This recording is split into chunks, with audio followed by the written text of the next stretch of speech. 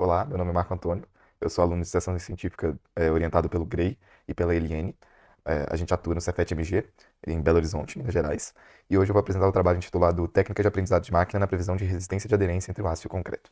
Bom, o nosso problema é o seguinte, é, em estrutura de concreto armado, esse fator, esse parâmetro chamado aderência, ele é muito importante porque é ele que determina a capacidade do concreto armado, composto por aço e concreto, de resistir tanto a tensões de compressão quanto a esforços de tração. E aí, um problema que surge é a determinação dessa força máxima de aderência.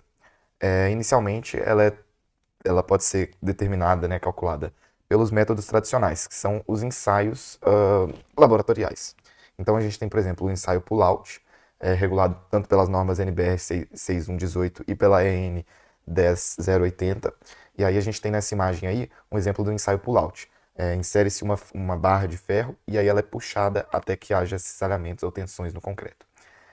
Esses ensaios, que são chamados ensaios destrutivos, ele tem algumas limitações, como por exemplo, o custo elevado, o tempo de demora para a realização desses ensaios e também a geração de resíduos com destruição dos corpos de prova.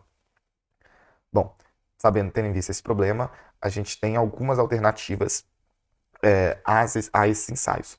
É, no passado foram propostos, e ainda são propostos, claro, muitas expressões analíticas e empíricas, mas que apresentam incertezas.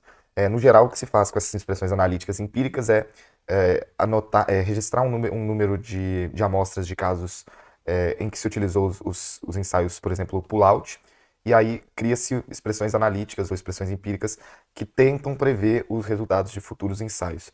É, essas expressões, porém, apresentam muitas incertezas, principalmente graças à não linearidade dos parâmetros do concreto armado, que complica os modelos tradicionais que não conseguem levar em conta esses parâmetros não lineares.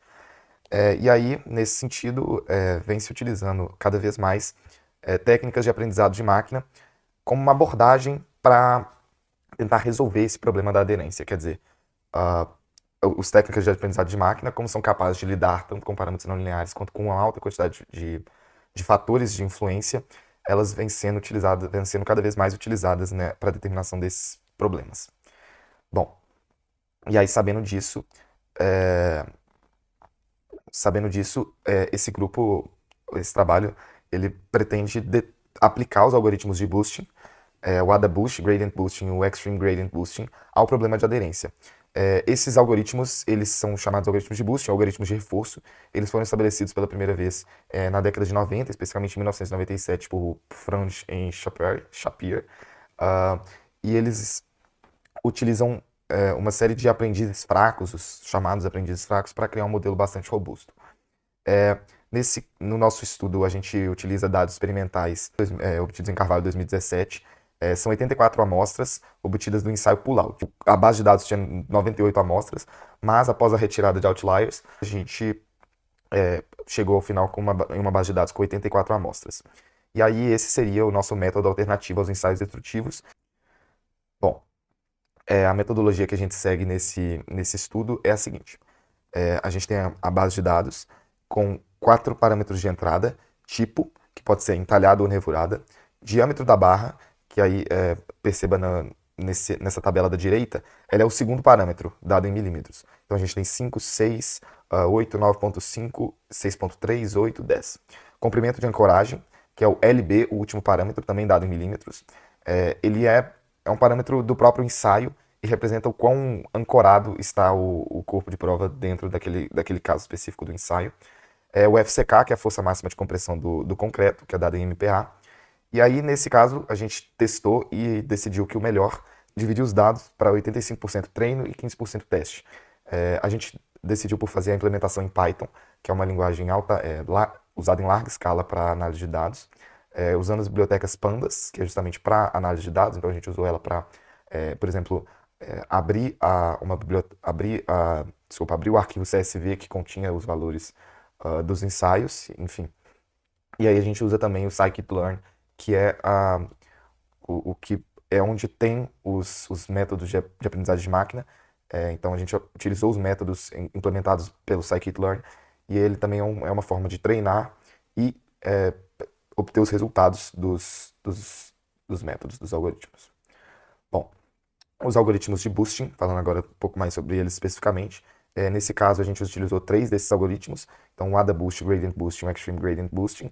O primeiro a ser criado foi o AdaBoost, que basicamente trabalha usando pequenas árvores de decision stumps, né, que são troncos de decisão, que são aprendizes fracos, e aí ele combina esses aprendizes fracos a fim de reforçar erros anteriores, como está descrito aí, e aí ele vai reforçando erros anteriores, e aí ele cria um novo modelo bastante robusto. O Gradient Boosting, ele trabalha basicamente da mesma forma, mas trabalhando para minimizar o erro residual. E o Extreme Gradient Boosting é uma versão bem mais nova e atualizada do Gradient Boosting, e ela é otimizada e também tem regularização. Bom, e aqui estão os resultados da nossa pesquisa. A gente utilizou como métrica o RMSE, então a raiz do erro quadrático médio, e o Indicator, que é uma ideia proposta inicialmente por Arruda em 2024. O Indicator, idealmente, ele seria um indicador, um parâmetro que leva em conta a base de dados. Quer dizer, ele serve para comparar diferentes métodos em diferentes bases de dados. E aí, os melhores resultados obtidos foram para o Extreme Gradient Boosting, com a raiz do erro quadrático médio de 1.150 newtons e o indicator de 17,5%. E aí o que a gente fez foi utilizar o indicator, que é basicamente a divisão entre a raiz do erro quadrático médio para todos os dados e a média dos valores observados de todos os dados.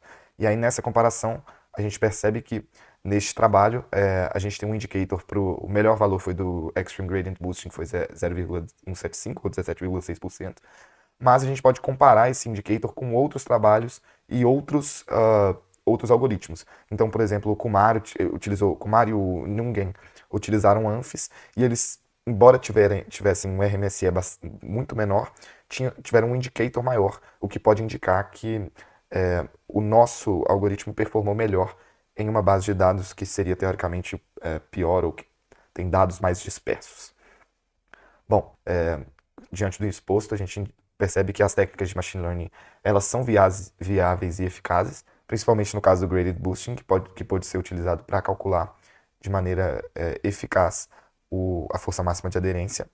E aí o que a gente tem é que o boosting supera ou se iguala a métodos do estado da arte, conforme demonstrado pela análise do indicator. E aí a gente traz aqui, por exemplo, um possível futura pesquisa, que seria explorar modelos híbridos entre machine learning e métodos numéricos, conforme sugerido em alguns estudos mais recentes. É isso. Muito obrigado pela atenção.